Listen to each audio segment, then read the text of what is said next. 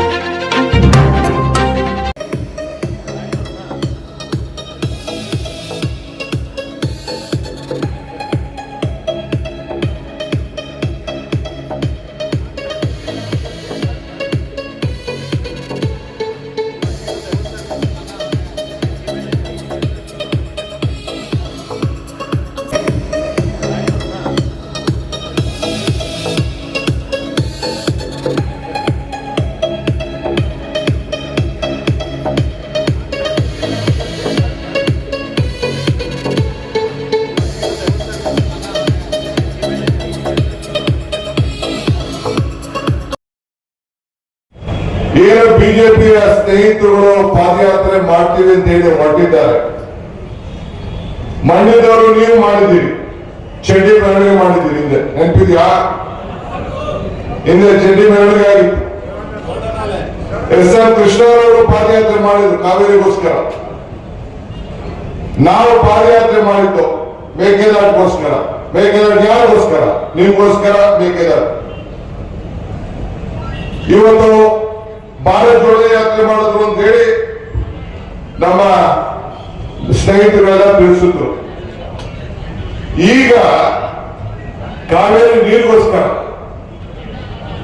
ಈಗ ಅವರಿಗೆ 177 TMC ನೀರು ಬಿಡಬೇಕು ಅಂತ ಹೇಳಿ ಸುಪ್ರೀಂ ಕೋರ್ಟ್ ಆದೇಶ ಕೊಟ್ಟಿದೆ. ಮೊನ್ನೆ ಕುಮಾರಸ್ವಾಮಿ ಮೀಟಿಂಗ್ ಕರೆದಿದ್ದು ಅವ್ರನ್ನ, ಬಿಜೆಪಿ ಅವ್ರನ್ನೆಲ್ಲ ಬರಪ್ಪ ಮೀಟಿಂಗ್ ಕರೆದಿಲ್ಲ, ಮಳೆ ಬರಲಿಲ್ಲ, ಏನ್ ಮಾಡ್ಬೇಕು ಅಂತ ಕೇಳಕ್ಕೆ. ನಾನೇನೋ ದ್ರಾಕ್ಷಿ ಗೋಡಂಬಿ ತಿನ್ನಕ್ ಬರ್ಬೇಕಾ ಅಂತ ಕೇಳಿದ್ರು. ಇರ್ಲಿ ಪಾಪ, ಟೈಮ್ ಇರಲಿಲ್ಲ ಅವ್ರಿಗೆ. ಪಾಂಡವಪುರದಲ್ಲೇ ಎಲ್ಲೋ ಪಾರ್ಟ್ ಇತ್ತು, ಅದು ಇಂಪಾರ್ಟೆಂಟ್ ಇತ್ತು. ನಿಮ್ ಕಾವೇರಿ ನೀರು ಇಂಪಾರ್ಟೆಂಟ್ ಇರ್ಲಿಲ್ಲ. ಇಲ್ಲಿ ಅವ್ರು ಏನ್ ಬೇಕಾದ್ರೆ ಮಾಡ್ಕೊಳ್ಳಿ. ನಮ್ಮ ಕೇಂದ್ರ ಸರ್ಕಾರ, ಸುಪ್ರೀಂ ಕೋರ್ಟ್ ಇಲ್ಲಿವರೆಗೂ 49 TMC ಬಿಡಬೇಕು ಅಂತ ಹೇಳಿ ಲೆಕ್ಕಾಚಾರ ಇಟ್ಟಿದೆ. ಈಗ ನಾವು 148 TMC ನೀರನ್ನ ತಮಿಳುನಾಡಕ್ಕೆ ಬಿಟ್ಟಿದ್ದೀವಿ. ಎಲ್ಲಿಗೆ? ಬಿಡುಗಡೆ ಬಿಟ್ಟಿದ್ದೀವಿ. Extra 99 TMC ಬಿಟ್ಟಿದ್ದೀವಿ. ಈಗಾಗಲೇ 64 TMC ಸಮುದ್ರಕ್ಕೆ ಹೋಗಿದೆ. ಈಗ ಮೇಕೆದಾಟಿಗೆ ಪಾದಯಾತ್ರೆ ಮಾಡಕ್ಕೆ ಹೊರಟಿದ್ ಯಾಕಪ್ಪ ಅಂದ್ರೆ ಈ ಎಕ್ಸ್ಟ್ರಾ ನೀರು ಹೋಯ್ತಲ್ಲ, ಅದನ್ನ ತಡೆಗಟ್ಟಕ್ಕೋಸ್ಕರ 66 TMC ನಿಲ್ಲಿಸಿ ಈ ನಮ್ಮ ಕಾವೇರಿ ಜಲಾನಯ ಪ್ರದೇಶದ ಜನರಿಗೆ ನೀರು ಕೊಡಬೇಕು ಅಂತೇಳಿ ಈ ಪಾದಯಾತ್ರೆಯನ್ನ ನಾವು ಮಾಡಿದ್ವಿ. ಕುಮಾರಣ್ಣ ಹೇಳಿದ್ರು, ನಾನು 5 ನಿಮಿಷದಲ್ಲಿ, ಈಗ ನೋಡಿದ್ರಲ್ಲ, 5 ನಿಮಿಷದಲ್ಲಿ ನಾನು ಪರ್ಮಿಷನ್ ಕೊಡ್ತೀನಿ ಮೋದಿ ಅವರು ಕೈ ಹಿಡಿದು ಬಿಟ್ಟು ಅಂತೇಳಿ. ಈಗ ಹೇಳ್ತಾ ಇದ್ದಾರೆ 5 ಜನ ಮಂತ್ರಿಗಳಿದ್ದೀವಿ, ನಾನೇನಾದ್ರು ಮಾತು ಕೊಟ್ಟಿದ್ರೆ ನಾನೇನ್ ಮೂರ್ಖನೇನ್ರಿ ಅಂತ ಈಗ ಯಾರು ಹೇಳಿದ್ರು? ಕುಮಾರಸ್ವಾಮಿ ಅವರು ಹೇಳಿದ್ರು. ಇದಕ್ಕೆ ಉತ್ತರ ಯಾರು ಕೊಡ್ಬೇಕು? ಬಿಜೆಪಿ ಅವರು ಕೊಡ್ಬೇಕು, ಕುಮಾರಸ್ವಾಮಿ ಕೊಡ್ಬೇಕು. ನಾನು ಕೇಳ್ತಾ ಇದ್ದೀನಿ, ಕುಮಾರಣ್ಣ, ಈ ಮಂಡ್ಯದ ಗಂಡು ಭೂಮಿಯಲ್ಲಿ ಗೆದ್ದಿದ್ಯಾ ನೀನು, ಬಹಳ ಸಂತೋಷ. ಜನ ತೀರ್ಪು ಕೊಟ್ಟಿದ್ದಾರೆ, ನಿನಗೆ ಅವಕಾಶ ಕೊಟ್ಟಿದ್ದಾರೆ.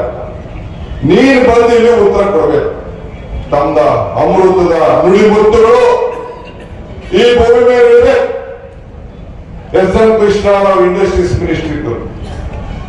ಆಗ ಅವರು ಮದ್ದೂರು ಅಂತ ಒಂದು ಸೋಮನಹಳ್ಳಿ, ಇಲ್ಲೆಲ್ಲ ಇನ್ನೊಂದು ಇಂಡಸ್ಟ್ರಿಯಲ್ ತೂಬಿನಕೆರೆ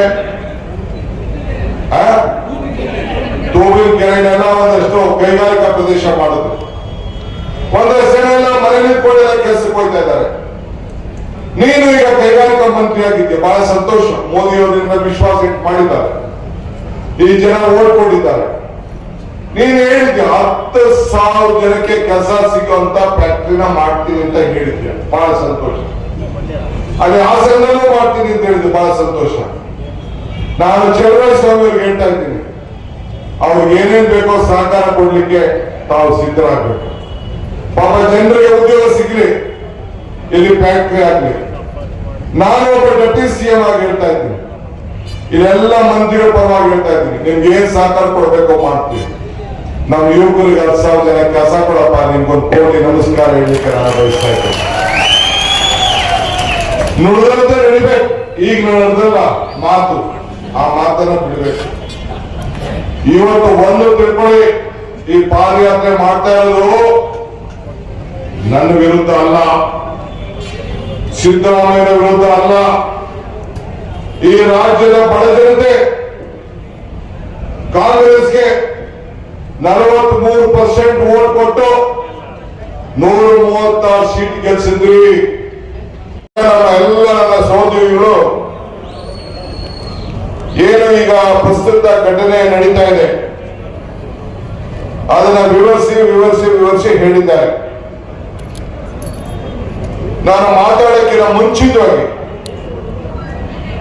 ಅನೇಕ ನನ್ನ ಸಹೋದ್ಯೋಗಿಗಳು ಕೃಷ್ಣ ಬೈರೇಗೌಡರು ಆದಿಯಾಗಿ ಮುನಿಯಪ್ಪನವರು, ಲಕ್ಷ್ಮೀ ಹೆಬ್ಬಾಳ್ಕರ್ ಅವರು,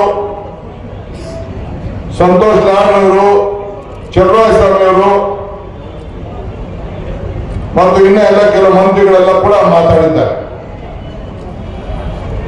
ನಾವು ಪ್ರಿಯಾಂಕಾ ಖರ್ಗೆ ಅವರು ಯಾರ ಮಾತು ನಂಬಿಡಿ ಅಂತ ಹೇಳಿದ್ದಾರೆ.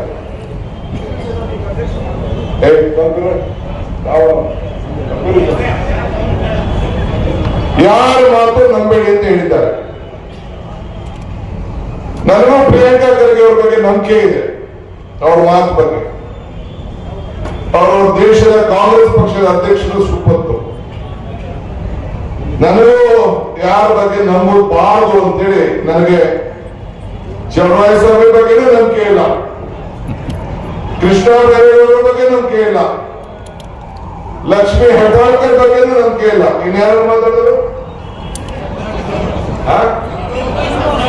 ಮುನಿಯಪ್ಪನವ್ರ ಬಗ್ಗೆನೂ ನಂಬಿಕೆ ಇಲ್ಲ, ಸಂತೋಷ್ ಬಗ್ಗೆ ನಂಬಿಕೆ ಇಲ್ಲ. ಆದ್ರೆ ನನ್ನ ನಂಬಿಕೆ ಕುಮಾರಸ್ವಾಮಿ ಅವ್ರ ಬಗ್ಗೆ ನನ್ನ ನಂಬಿಕೆ ಇದೆ. ಹೂಕಿನ ಕೆರೆ ಯಡಿಯೂರಪ್ಪನವ್ರ ಬಗ್ಗೆ ನನಗೆ ನಂಬಿಕೆ ಇದೆ, ಅವ್ರ ಬಗ್ಗೆ ನನ್ನ ನಂಬಿಕೆ ಇದೆ. ಜಿಡಿ ದೇವೇಗೌಡರ ಬಗ್ಗೆ ನನ್ನ ನಂಬಿಕೆ ಇದೆ, ಯೋಗೇಶ್ವರ ಬಗ್ಗೆ ನಂಬಿಕೆ ಇದೆ, ಎತ್ತಾಳ್ ಬಗ್ಗೆ ನನ್ನ ನಂಬಿಕೆ ಇದೆ. ಅವ್ರು ಏನ್ ಹೇಳ್ತಾರೆ ನೋಡೋಣ, ದಯವಿಟ್ಟು ಸ್ವಲ್ಪ ತೋರಿಸ್ತೀರಾ? ಅವ್ರ ಪಕ್ಷದಲ್ಲಿ ಬಿಜೆಪಿಯಿಂದ ಅವ್ರ ತೀರ್ಮಾನ ಮಾಡ್ತಾ ಇದ್ದಾರೆ.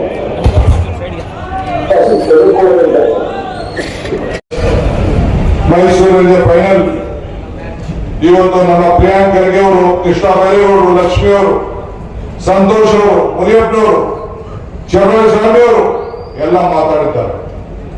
ಪಾದಯಾತ್ರೆ, ಈ ಪಾದಯಾತ್ರೆಗೆ, ನಿಮ್ಮ ಪಾದಯಾತ್ರೆಗೆ ದಮ್ಮಿಲ್ಲ.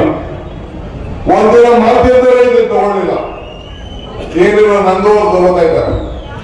ನಾವ್ ಯಾಕಿದ್ರು ಮಾತಾಡ್ತಾ ಇದ್ದೀವಿ ಅಂದ್ರೆ, ಈ ಮಂಡ್ಯದ ಮಹಾಜನತೆ ವಿದ್ಯಾವಂತಿದ್ದೀರಿ, ಬುದ್ಧಿವಂತಿದ್ದೀರಿ, ರೈತರು ಮಕ್ಕಳಿದ್ದೀರಿ, ನಿಮ್ಮ ಬದುಕಿಗೋಸ್ಕರ ನಾವು ಹೋರಾಟ ಎಸ್.ಎಂ. ಕೃಷ್ಣ ಅವ್ರು ಮಾಡಿದ್ರು. ಎಸ್.ಎಂ. ಕೃಷ್ಣ ಮೇಲೆ ಬೇರೆ ಮಾತಾಡ್ತಾರೆ. ಅವ್ರಿಗೆ ಮಾತಾಡೋಷ್ಟು ಶಕ್ತಿ ನಿಮ್ಗಿದ್ಯಾ? ಮಾದೇಗೌಡರ ಮೇಲೆ ಮಾತಾಡೋ ಶಕ್ತಿ ಇದೆಯಾ? ಯಾರ ಮೇಲೆ ಮಾತಾಡೋ ಶಕ್ತಿ ಇಲ್ಲ.